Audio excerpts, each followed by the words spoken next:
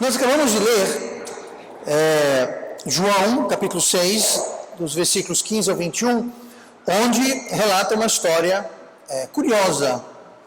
Aconteceu uma coisa muito estranha, muito intrigante, ao meu ver. E aqui nós temos os discípulos que estavam com Jesus, e eles foram embora, lembrando que eles viajavam sempre em grupo, né? Jesus e a sua trupe, digamos assim, a sua equipe, a sua igreja, de fato, era o que era.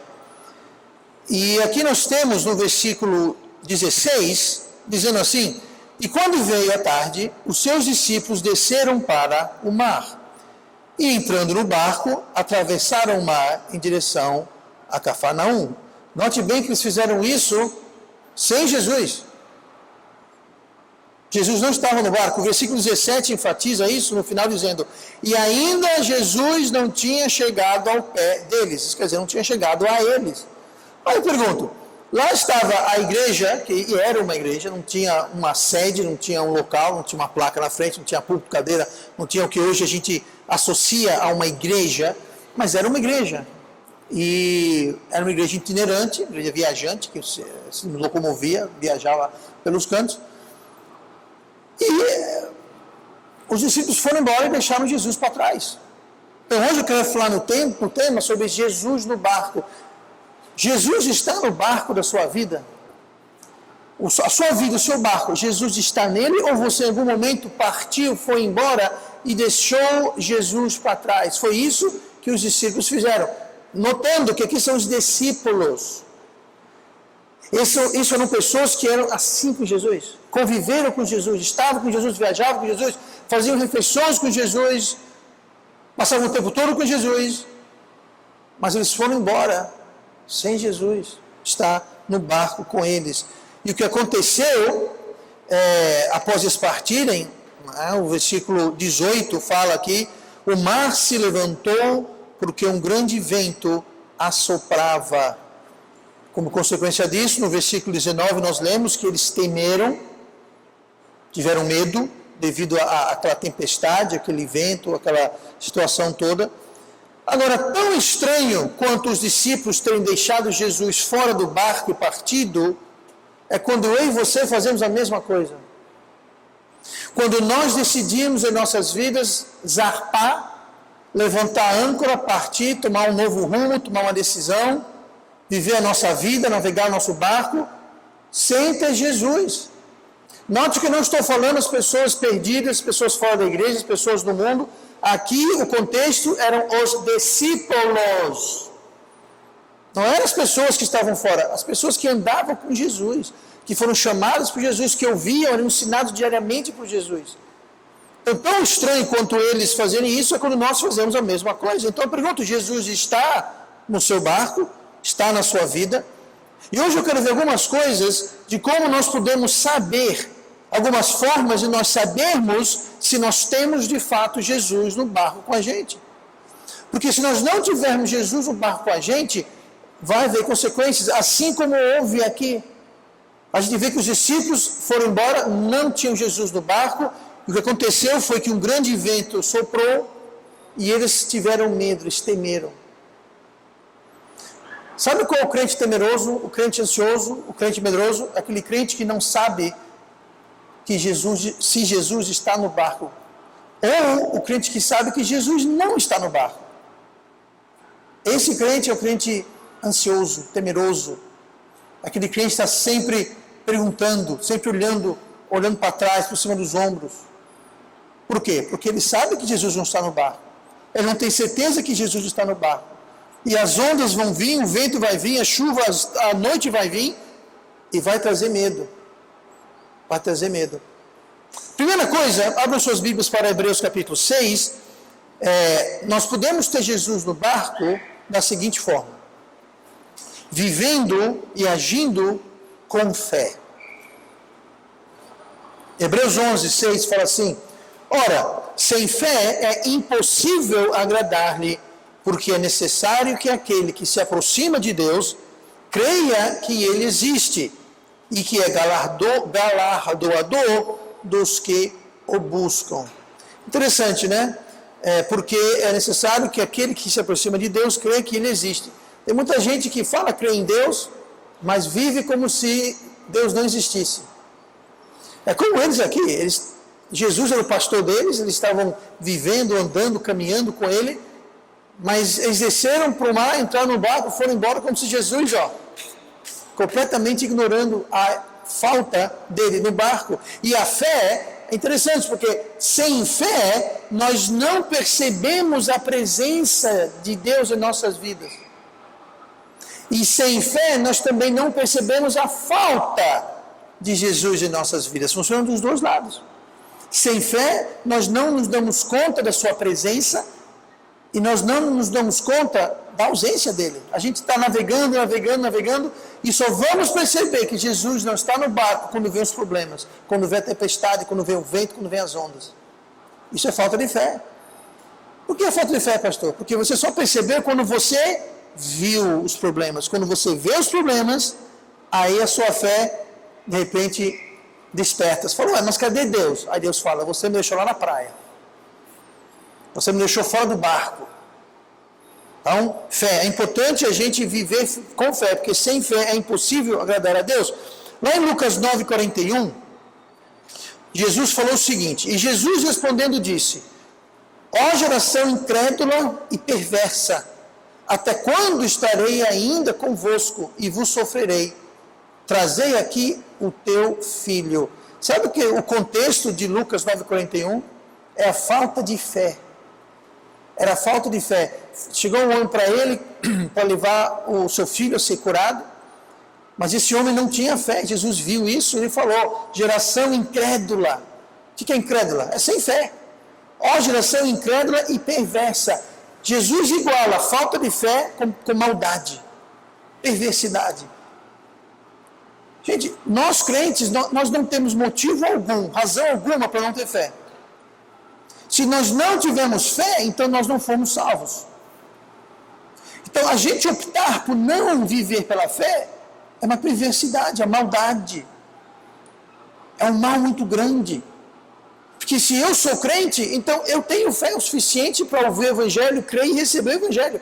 Mas a fé não é só para ser salvo, a fé é para toda a vida. A fé não é só para ser salvo e ir para o céu, a fé é para a gente viver essa vida. Uma vida que agrada a Deus. E quando a gente decide, e é uma decisão, quando a gente decide não exercer fé, quando nós decidimos colocar a fé de lado, é uma perversidade, é uma incredulidade. Jesus aqui falou, até quando estarei convosco e vos sofrerei? Essa expressão, vos sofrerei, é até quando vocês vão me encher? Até quando vou ter que aturar vocês? Até quando vou ter que suportar vocês? Jesus falou, eu estou enfadado, eu estou cansado, vocês me irritam, vocês me desagradam. Sem fé é impossível o quê? Agradar a Deus. Jesus falou, até quando eu vou ter que aguentar sofrer vocês? Até quando eu vou ter que suportar essa incredulidade? Aí ele falou, traz seu filho aqui. Você não precisa adivinhar, mas o contexto ele adiante, ele curou o filho do indivíduo que levou ele para lá. Então nós temos que exercer fé, e quando nós não exercemos fé, é perverso, é mal, desagrada a Deus, e é uma forma certa de demonstrar que Jesus não está no barco com a gente. Nós arpamos e deixamos ele para trás.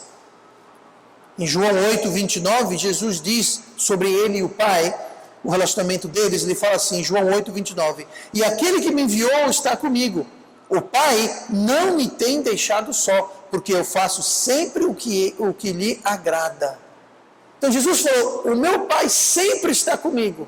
Por quê? Porque eu faço aquilo que agrada. Como é que a gente agrada a Deus? Através da fé. Sem fé é impossível agradar-lhe. Jesus falou, meu Pai está comigo, porque eu faço aquilo que agrada a Ele. Como você ter certeza? Como você ter Jesus no seu barco, ter Jesus com você? Fazendo coisas que agradam a Ele, através da fé.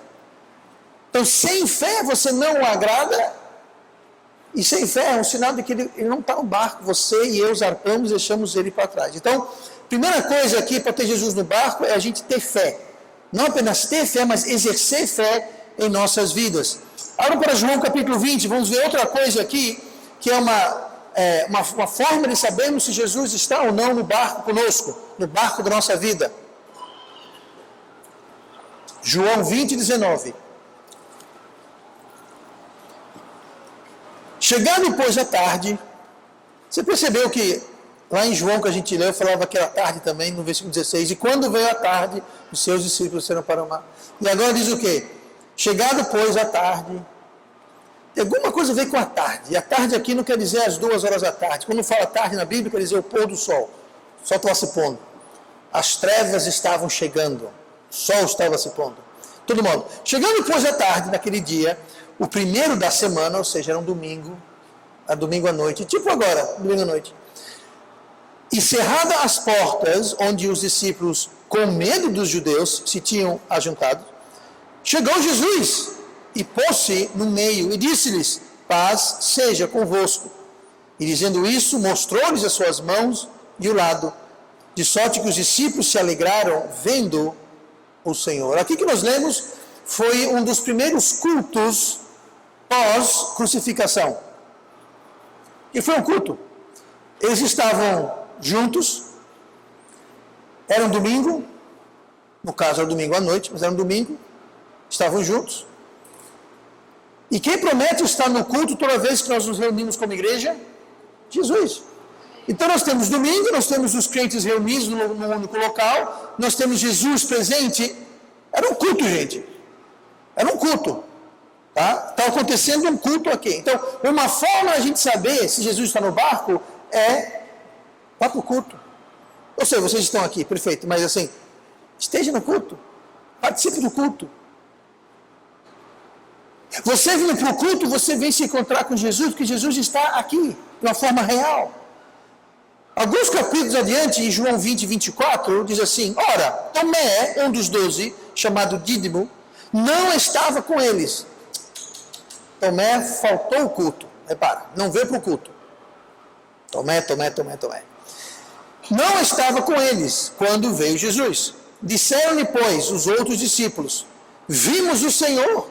Mas ele disse-lhes: se eu não vir o sinal dos cravos em suas mãos, e não puser o dedo no lugar dos cravos, e não puser a minha mão no seu lado, de maneira nenhuma o crerei. Então veja bem, Tomé perdeu o culto. Eu não sei qual o motivo, não fala, mas digo uma coisa: não é justificável. Gente, eu entendo, se você estiver morto ou morrendo, pode faltar o culto, não tem problema, é aceitável. Eu entendo que existem ocasiões, por razões maiores, eu entendo isso, tá? Mas muitas vezes, tem irmão que falta o culto, não é por razão maior. É simplesmente porque não estava afim, porque tinha um programa na televisão, porque tinha outra coisa para fazer. Gente, veja bem, quando a gente perde um culto, quem perde não é o pastor. Tá? Felizmente ou infelizmente não ganha por comissão. Tá? Não tem uma contagem aqui e eu de alguma forma eu ganho porque vê, os outros irmãos eles perdem porque você não estava aqui, você não fez parte. Convenhamos, quando a igreja está com os irmãos todos reunidos, não é outra coisa? Pois é, a nossa presença aqui, ela empresta, ela contribui, ela ajuda, ela incrementa o culto. Mas sabe quem perde mais acima de tudo, acima de todos? Quem perde mais é quem não veio. Como Tomé. Os discípulos estavam animados. Nós vimos Jesus. Ele falou: não é nada. Se eu não ver, colocar meu dedo nos cravos do lado, eu não vou de jeito nenhum acreditar. Não crerei. Faltava o que nele? Fé. Por quê? Porque ele faltou o culto. Faltou o culto. Gente, quando você perde o culto, você perde alguma coisa que Deus tinha para você. Deus, alguma coisa. Se a gente vier aqui só para bater ponto, tomar café, depois o culto e blá, blá, blá, blá, então realmente não tem muita razão para a gente estar aqui. Mas o motivo pelo qual nós nos encontramos é porque Deus quer fazer uma obra no seu coração, Ele quer falar alguma coisa para você, Ele quer lhe equipar, lhe capacitar, Ele quer operar na sua vida. E se você não vem, então não acontece. Se você não está aqui, você perdeu. Literalmente, você perdeu alguma coisa. Perdeu, acabou. Nós aqui, nós gravamos todas as mensagens, disponibilizamos. Aí eu pergunto, você quando perde um culto, eu espero que seja uma coisa rara, você vai lá no canal da igreja e você assiste o culto que você perdeu? Nós temos o trabalho, a igreja, tem o trabalho e a despesa de comprar equipamento, manter o equipamento, de fazer a gravação, fazer edição, fazer tudo, dá trabalho, está lá. Para quê? Justamente porque a pregação é a forma que Deus tem para edificar, salvar, construir, capacitar, transformar a vida do crente. Então vem assistir, vem ao culto, vem participar, vem estar presente aqui. Mas se não der por algum motivo maior, assista depois. Vá lá. Durante muitos anos da minha vida, quando eu morava em Londres, eu trabalhava no centro de Londres, e era 1 hora. Tinha que pegar um metrô, era 1 hora até o centro de Londres, onde eu trabalhava. Durante esses anos, o trajeto todo, eu usava para ouvir todos os dias, pelo menos 2 mensagens. Todo dia. Aquilo transformou minha vida, foi algo espetacular para a minha vida. Sabe por quê? Porque a pregação de Deus é o poder de Deus, a Bíblia fala. A pregação da palavra é o poder de Deus. Então aquilo transformou. Então escute. Tá? Nós temos centenas e centenas de mensagens no site. Estou fazendo propaganda aqui do site, não ganho nada com isso, mas estou falando, existe mensagens que você pode ouvir para te edificar. Depois do culto eu preciso fazer um anúncio, que eu venho esquecendo de fazer há algum tempo, mas eu vou voltar para isso mais tarde. Mas aqui, José perdeu, aqui fala no versículo 20, os discípulos se alegraram quando viram Jesus. Tomé perdeu isso. Tomé perdeu a alegria. Perdeu isso. Versículo 21, Jesus falou, Pai, seja convosco. Eles perderam essa bênção. Perderam essa bênção de ter a paz. Versículo 21 fala, e eu vos envio a vós. Jesus é uma comissão, Jesus tinha uma obra para eles. Comissionou-os para uma obra. Ele perdeu isso. Então aqui são 3 exemplos dessas coisas, mas existem inúmeras coisas que nós perdemos quando perdemos um culto. Nós perdemos, tem algo aqui, não é apenas sentar, marcar presença, perdemos realmente. Quando nós perdemos um culto, então nós perdemos alguma coisa. Tá? Mateus 18, 20. Porque onde estiverem 2 ou 3 reunidos em meu nome, aí estou no meio deles. Diga uma coisa, se Jesus estivesse fisicamente na carne e osso, presente aqui, você faltaria o culto? Não, pastor, do jeito não. Se Jesus estivesse presente, você crê na Bíblia? Porque a Bíblia fala, quando estamos reunidos, Ele está em nosso meio. Tudo bem, você não está vendo Ele. É aí que entra o quê?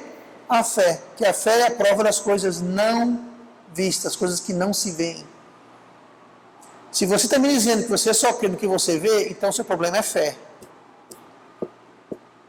Ah, pastor, se Jesus estivesse pregando na terra, eu sairia para qualquer canto da terra, eu viajaria a qualquer distância para ver e ouvir Jesus. Você pode fazer isso aqui toda vez que tem culto. Tá? Não estou dizendo que eu sou Jesus, mas é Jesus que está presente e ministrando.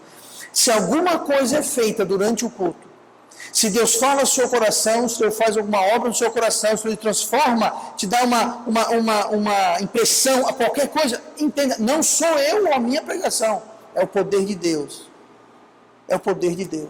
Porque Jesus está aqui. Abra suas Bíblias para 1 João, lá no final da Bíblia, 1 João capítulo 1. Como saber se Jesus está no barco? Número 1, viva com fé. Esteja na igreja. Terceira coisa, ande na luz. Isso se encaixa com andar na fé. 1 João 1, versículo 6. 1 João 1, versículo 6. Se dissermos que temos comunhão com Ele e andarmos em trevas, mentimos. Você está sendo mentiroso? Aqui eu acabei de ler, na Bíblia, que fala, se dissermos que temos comunhão com Ele, ou seja, comunhão está como um. Se a gente fala que caminha com Jesus, nós estamos com Cristo, nós vivemos com Cristo. Se dissermos que temos comunhão com Ele e andamos em trevas, mentimos. Você está mentindo. Eu estou mentindo. Se a gente anda nas trevas, faz tudo do jeito que a gente quer, faz tudo errado, e fala que está com Jesus, Jesus fala, você está mentindo. Continua. Mentimos e não praticamos a verdade.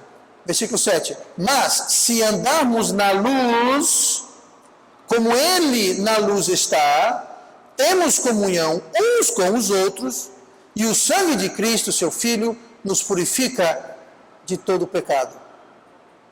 Então note, andando na luz, nós temos comunhão uns com os outros e com Cristo. Agora veja que interessante, andar na luz não quer dizer necessariamente andar isento de pecado.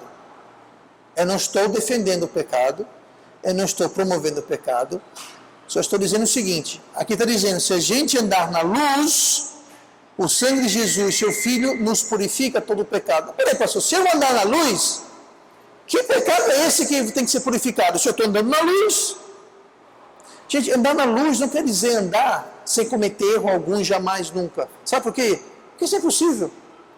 Por outro lado, eu não estou promovendo o pecado, ou dizendo que a gente pode fazer o que a gente quer. Não. Eu estou dizendo que quando nós andamos na luz, quando nós andamos em comunhão com Cristo, nós vamos ter a luz que vai iluminar o nosso pecado, e com o nosso pecado iluminado, nós podemos então confessar. Olha o versículo 8. Se dissermos que não temos pecado, enganamos a nós mesmos e não há verdade em nós. Se confessarmos os nossos pecados, Ele é fiel e justo para nos perdoar dos pecados e nos purificar de toda a injustiça. Então, a luz, ela está lá para iluminar o nosso pecado, para mostrar-nos o nosso pecado, para que nós possamos confessar o nosso pecado. Aí Ele nos purifica. Agora, quando nós não andamos com Ele, quando nós andamos nas trevas, sabe o que acontece? Nós não enxergamos o nosso pecado. Ou se a gente enxerga o nosso pecado, nós fazemos pouco caso do nosso pecado, nós colocamos o pecado dentro da nossa visão. Como assim, pastor? Acho que é bobagem. Acho daí eu não aceito isso, não acredito nisso. As trevas, ela ofusca a luz e nós não enxergamos o pecado como ele é. Nós começamos a justificar, diminuir, colocar embaixo do tapete, fazer desculpas. Por quê? Porque estamos andando nas trevas e nós não temos comunhão com ele. Você pode falar, olha o que fala aqui, ó, se dissermos que temos comunhão, a gente pode falar até dar calo na língua. Podemos falar que temos comunhão, mas se nós não estamos andando na luz, se nós estamos andando nas trevas, aqui é enfático, mentimos. Você pode falar o que você quiser, não é você falar, mas é onde você anda. Você anda nas trevas ou você anda na luz? Não interessa o que você fala, interessa onde você anda. Trevas ou luz? Se é nas trevas, você não vai enxergar o pecado como ele é, e eu te garanto que você não estará confessando aquele pecado. Olha o que fala o versículo 8. Versículo 9. Se confessarmos os nossos pecados. Se. Nós só vamos confessar se a gente estivermos na luz, onde a luz vai mostrar o nosso pecado. E quando enxergamos o pecado como ele é, nós vamos confessar. E quando confessamos o pecado, o Espírito Santo vai lá, ele nos purifica, não é isso que fala aqui, nos purifica, ele vai lá e ele diminui o poder da influência do pecado. Por quê? Porque nós confessamos. Ele purifica-nos. Não é que fala aqui? Ele é fiel e justo para nos perdoar e nos purificar de toda a injustiça. Então ele perdoa, mas além de perdoar, ele vai purificar. E purificando, nós vamos ser menos propícios. Haverá uma menor tendência a gente voltar a pecar daquele jeito. Dizendo que talvez a gente vai parar, mas vai haver uma diminuição da atração, diminuição do poder, diminuição do magnetismo daquele pecado em nós. Por quê? Porque ao confessarmos constantemente, diariamente, a toda hora se for necessário, nós estamos homologando com Deus. A palavra confessar, essa palavra que usa aqui no versículo 9, se confessarmos, essa palavra é a palavra grega homologel, que onde tem o português homologar. Faz o seguinte, ou talvez você não vai fazer isso, mas pega um caderninho, abre aí pela página, coloca a data, e todo pecado que você cometer, todo deslize, toda fraqueza, qualquer coisa, você começa a notar o pecado e a hora. Alguns vão precisar de um livro mais grossinho que outros, né? Mas tudo bem. Mas entenda, quando você começar a homologar cada transgressão, aquilo vai ter impacto em você, por quê? Porque vai chegar no meio do dia e vai dizer, está acabando o livro, está acabando o caderno, está acabando a tinta na caneta, está acabando tudo, cruz credo, o que é isso, Ave Maria? Você vai ficar chocado, por quê? Porque você está homologando. E você homologando é a palavra confessar. Outra coisa, a palavra homologar vem de homo, que quer dizer o mesmo, logo vem de palavra, ou lógica, ou pensamento, é aí que tem lógica. Lógica vem de logos. O que você está dizendo é o seguinte, você está confessando para Deus, você está dizendo, Deus, o seu pensamento, a sua lógica, a sua palavra, eu estou de acordo. Existe existe uma semelhança, uma igualdade. Você fala que é pecado e eu aceito que é pecado e eu estou confessando o pecado. Quando nós andamos nas trevas, nós não enxergamos o pecado e nós não o homologamos. A gente fala assim, mas isso é besteira, deixa pra lá, não vou anotar isso daí não. Mas está lá. Você não homologou, mas está lá. Então aqui fala para a gente confessar, porque quanto mais a gente confessa, mais purificação há. E quando nós não confessamos, não há purificação e a propensidade para a gente cair naquele pecado aumenta e continua. Por quê? Porque não confessamos, não homologamos. Então ter Jesus no barco é justamente isso, é você andar na luz. Andando na luz, você enxerga o pecado como ele é, você o confessa, Jesus perdoa, ele nos purifica. E a tendência é o pecado perder o poder sobre nós. Agora, quando você anda nas trevas e não enxerga nada, você não confessa, o poder aumenta e permanece. Quem anda na luz? João 8,12. Falou-lhes, pois, Jesus outra vez, dizendo, eu sou a luz do mundo. Quem me segue não andará em trevas, mas terá a luz da vida. Então, andar na luz é seguir Cristo. Como é que segue Cristo? Está aqui, ó. Está aqui o mapa. Aqui está o mapa. Se a gente viver de acordo com essa palavra, nós estamos andando segundo Cristo, estamos andando na luz. Mateus 4,19. E disse-lhes, vinde após mim, e eu vos farei pescadores de homens. Você não tem como ser um seguidor de Jesus se você não pesca homens, de alguma forma ou de outra. Ontem nós saímos para pescar. Mas não é só sábado à tarde você pode sair para pescar. Você pode sair para pescar qualquer dia, qualquer hora, sozinho, com alguém, em qualquer situação. Mas de alguma forma na sua vida, na sua agenda, na sua programação, você precisa incluir tempos de pescar homens. De evangelizar, de espalhar o evangelho, falar de Jesus de alguma forma ou de outra, pode ser no ponto de ônibus, na feira do banco, no supermercado, no caixa, não interessa com quem. Mas precisa haver essa característica. E isso nos leva ao próximo ponto, que é justamente ganhar almas.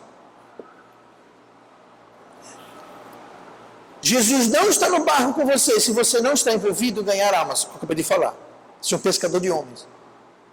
Ah, pastor, é que os dias da igreja não dá para mim. Tudo bem, então não vá para a igreja, vá sozinho, chama o irmão, chama uma irmã, vá outra hora, outra ocasião.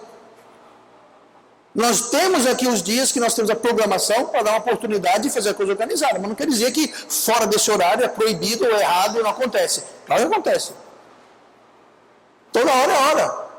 Mateus 28,19, nós temos a comissão, a grande comissão, que diz assim, portanto, ide fazer discípulos de todas as nações, batizando-os em nome do Pai, do Filho e do Espírito Santo, ensinando-os a guardar todas as coisas que eu vos tenho mandado, e eis que eu estou convosco todos os dias até a consumação dos séculos. Amém. Como garantir que Jesus está conosco, no nosso barco? Ganhando almas, evangelizando, ensinando. Está aqui, a grande comissão é fazer discípulos, batizando, ensinando a guardar todas as coisas que vos tenho mandado. Então, nós temos, todo mundo tem que estar envolvido de alguma forma ou de outra, envolvido nessa grande comissão que tem essa clara promessa. É uma clara promessa. Seja proativo. Não espere acontecer, faça acontecer. Por isso que nós temos, e é bom você ter um dia que você separa para fazer isso, para você fazer acontecer. Mas se você não pode fazer acontecer, então assegure que aquilo acontece. Leve panfletos, a igreja disponibiliza. Vamos fazer um pedido de mais 5.000 essa semana. Nós gastamos dinheiro, gastamos tempo desenhando, produzindo, elaborando, imprimindo. Fazemos ele de boa qualidade, papel bom, uma boa impressão. Para quê? Para ser eficaz. Tá? Não é vendido, nós damos para quem quiser. Leve 1, leve 10, leve 20, leve, use. Ande com você sempre está pronto.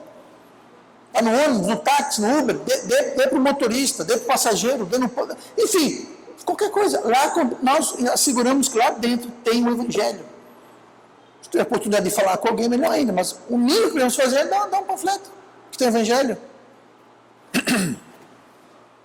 João 15, 7, mais uma coisa que podemos saber se temos no barco é em relação à Bíblia.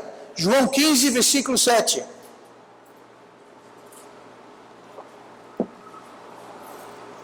Temos falado bastante esse versículo nas últimas semanas, ele tem entrado na pregação de um modo ou de outro, mas João 15, versículo 7, Jesus falando, se vós estiverdes em mim, e as minhas palavras, você entenda a Bíblia, a palavra de Deus, e as minhas palavras estiverem em vós, pedireis tudo o que quiserdes e vos será feito.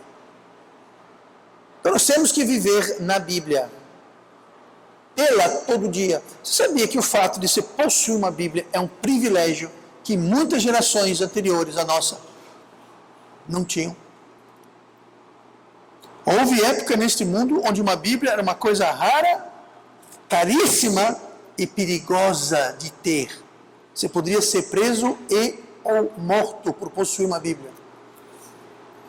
Hoje, ela é acessível, ela é barata, ela é dada, ela é doada, presenteada, você encontra vendido todo canto, ninguém vai preso, numa perseguição no Brasil, há lugares do mundo onde possui uma Bíblia da cadeia e morte. Hoje no mundo tem lugares onde você não pode ter uma Bíblia.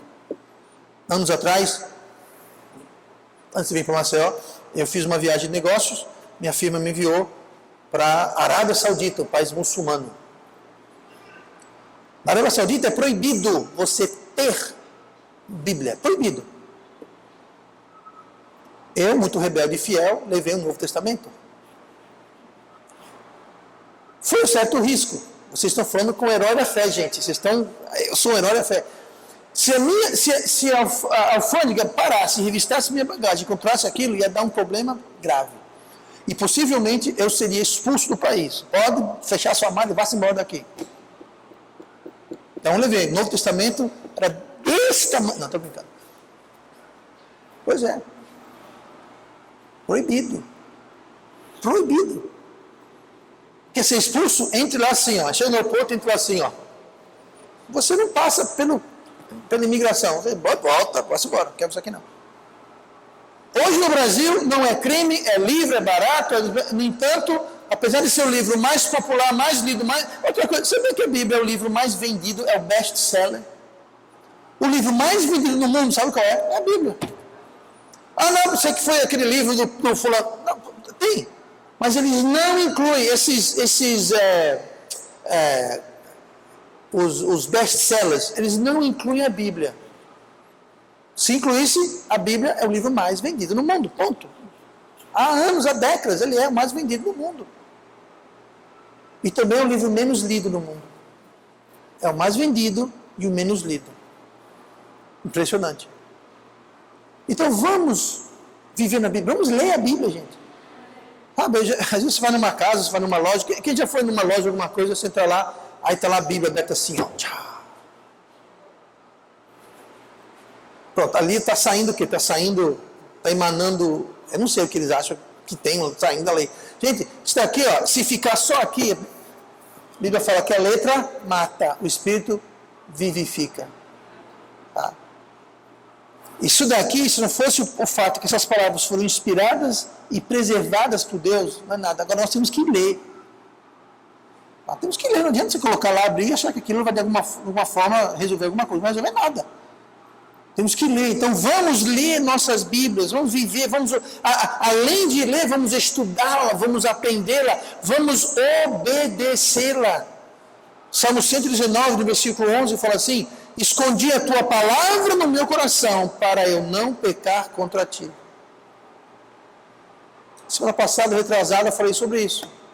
Não é aquela mensagem sobre a unção, que o Espírito Santo vai lá fundo do nosso coração e busca aquela palavra na hora certa. Pois é, mas ele vai lá buscar, mas se não está lá, se você não escondeu a palavra de Deus no seu coração, ele vai buscar o que é onde. Então vamos guardar, vamos esconder, vamos nos nutrir, vamos consumir a palavra de Deus. E última coisa hoje que vamos ver, que mostra como temos ou se temos Jesus no nosso barco, a gente vê lá em João 12, versículo 26.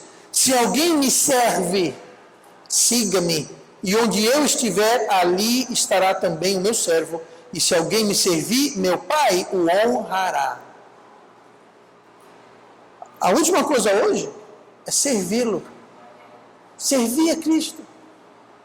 Ele falou aqui, se alguém me serve, siga-me.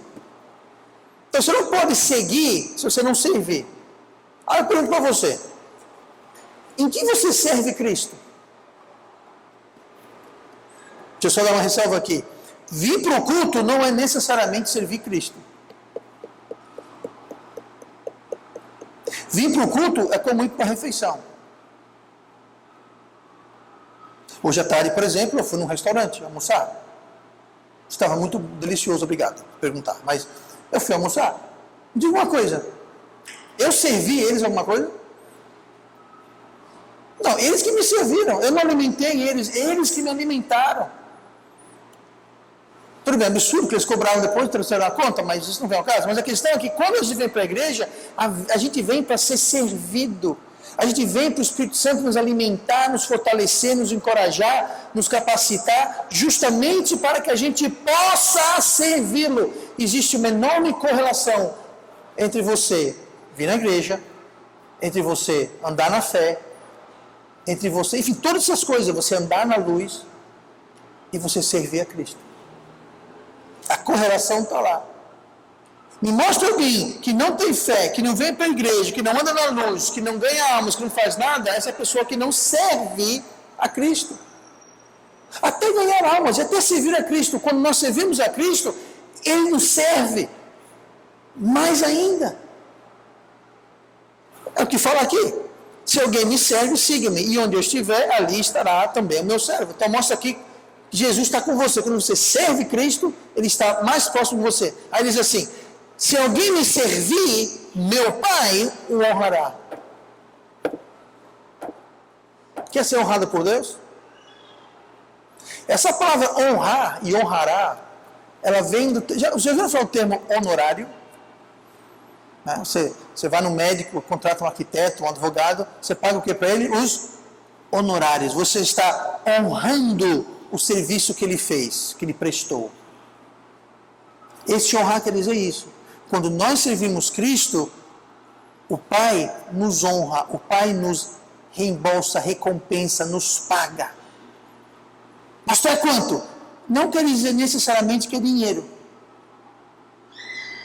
Mas Deus Pai vai nos honrar, Ele vai nos compensar. Ninguém vai fazer mais para Deus do que Deus faz para a gente. Ninguém vai dar mais para Deus do que Deus dá para a gente. Deus nunca vai ser superdado a mais do que Ele superdá para a gente. Se nós servimos a Deus, Ele nos honra. De várias formas e maneiras. Mas Ele nos retribui.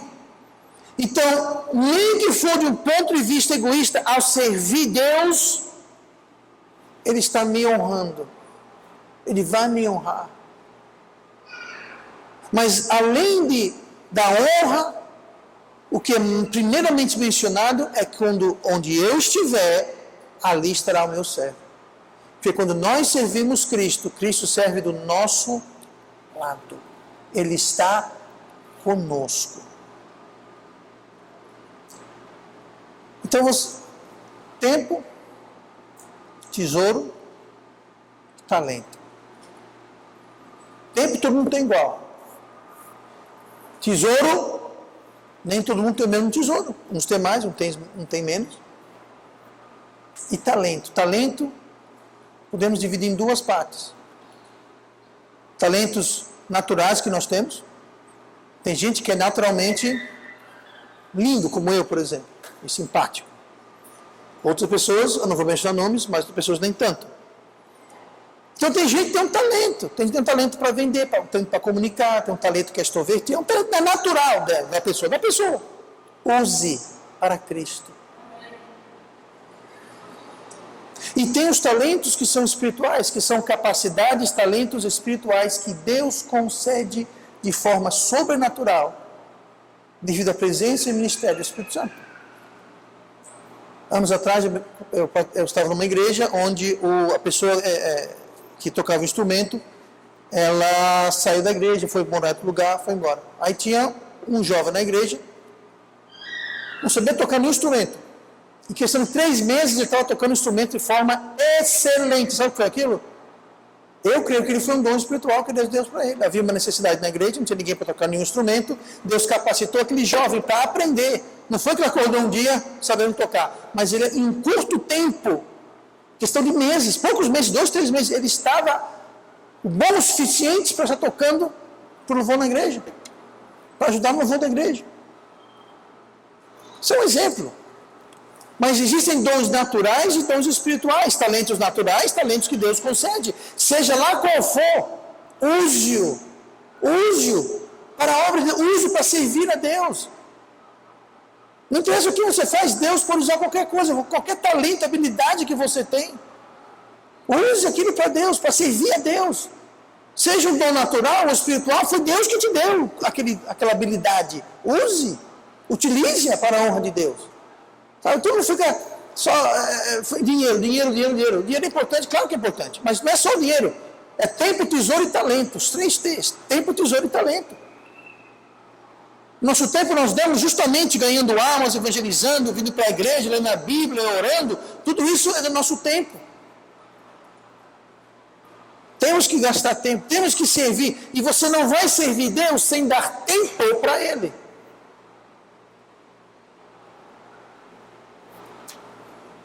Só podemos servi-lo se nós o seguimos. Se alguém me serve, siga-me. Você querer servir a Deus e não seguir a Cristo, como nós temos falado, você está se enganando. Não tem como servir a Deus sem segui-lo. Uma coisa tem que acontecer junto com a outra. É fazer o que Ele quer fazer, do jeito que Ele quer fazer, na hora que Ele quer que nós o façamos. Precisamos servi-los. Deixa eu encerrar com essa pergunta. Jesus está no seu barco? Jesus está na sua vida? Se dissermos que o seguimos, nós andamos nas trevas, mentimos. Então eu não estou interessado aqui no que você diz. Eu estou interessado aonde você anda. E a melhor e única pessoa para responder, analisar isso, é cada um de nós. Porque só você sabe o que você faz, onde você anda. Você não tem que dar satisfação para o pastor. Você não tem que impressionar o pastor. Você não tem que botar uma máscara para o pastor. Você não tem que fingir nada para o pastor. Não. A pessoa com quem você tem que estar preocupado não é com o pastor, é com Deus. E não tem máscara para Deus, você não engana Deus, você não finge, não tem conversa, não tem mentira para Deus. Então a melhor pergunta, a melhor resposta vai vir de você. Eu não sei como é que você vive a sua vida e nem quero saber, e nem tenho interesse em saber, para ser bem franco. Mas você, nós sabemos, Jesus está no nosso barco. Os discípulos partiram, foram embora sem Jesus. A tempestade veio e eles temeram. Não tenha dúvida, quando a gente navega sem Cristo, mais cedo ou mais tarde a tempestade vem. Ah, pastor, já faz 2 anos, 3 anos, 10 anos, 50 anos. Ah, ela vai vir, não se preocupe não, que ela vem. E a minha experiência pastoral é que quanto mais demora a vir a tempestade, maior ela vai ser. Quanto mais demora a vir a tempestade, quando você está sem Jesus no barco, quando a tempestade vem, sai de baixo. Lembra a história do homem que edificou sua casa na areia? e não na rocha. Pois é, ele edificou a casa na areia. Gente, você não edifica uma casa de um dia para o outro. Né, André? Ele edificou a casa, ele fez o alicerce na areia, ele fez a parede, botou os andares, fez os quartos, botou parte elétrica, hidráulica, blá, blá, blá, botou Wi-Fi, botou tudo pronto. Depois de pronto, aí veio a chuva, a onda e o vento. Aí falou o quê? Que grande foi a sua ruína. Grande, enfatiza o fato que foi grande. Por quê? Ele estava na areia, ele construiu a casa. Demorou um certo tempo e ele construindo, ignorando. Então, quanto mais tempo passa, maior a ruína, maior a tempestade. Então, vamos ter Jesus no barco. Talvez alguém aqui essa noite tenha que parar o barco, dar meia volta e voltar para a praia e buscá-lo. Talvez alguém tenha que parar e esperar, porque Jesus foi ter com eles. Jesus foi andando nas águas até eles. Mas tem gente que Jesus está vindo nas águas e está lá, vamos rápido, vamos remar mais rápido, aperta o acelerador aí, vamos mais rápido. Não faça Jesus correr atrás de você. Deixe Jesus entrar no barco. E vamos orar. Pai amado, Deus querido.